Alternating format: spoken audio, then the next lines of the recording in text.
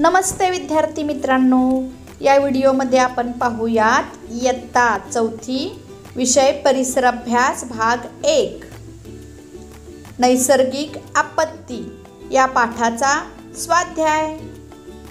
विद्यार्थी मित्रांनो, तुम्ही नैसर्गिक आपत्ती या पाठाचे वाचन केले असेल। आता आपण या पाठाचा स्वाध्याय सोडवूयात। पुढील प्रश्नांची उत्तरे लिहा। 1.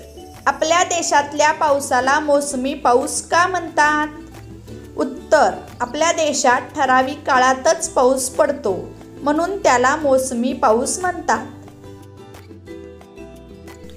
2. हिवाळ्यातला कोणत्या प्रकारचा पाऊस पिकांसाठी चांगला असतो? उत्तर, हिवाळ्यात अधूनमधून पावसाचा शिडकावा झाला तर पिकांसाठी चांगला असतो।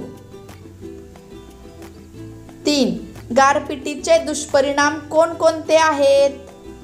उत्तर, गारपिटीने माणसे जनावरे जखमी होतात, घरांची कौले फुटतात, पिकांचे व फळबागांचे नुकसान होते।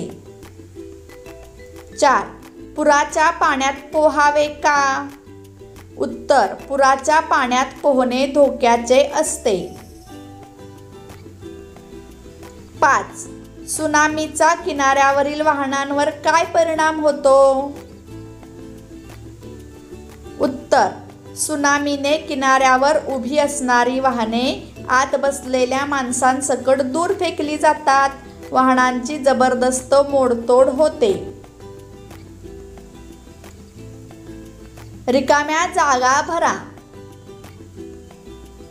1.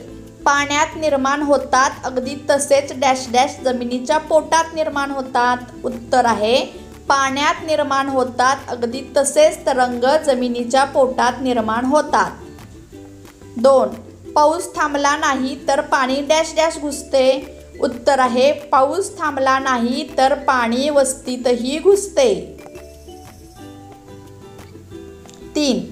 सुनामीच्या तडाख्यासमोर प्राणी आणि माणसे डॅश डॅश असतात। उत्तर आहे, सुनामीच्या तडाख्यासमोर प्राणी आणि माणसे हतबल असतात।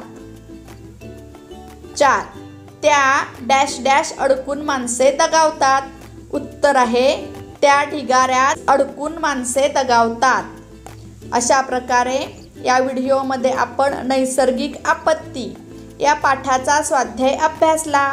धन्यवाद मुलांनो।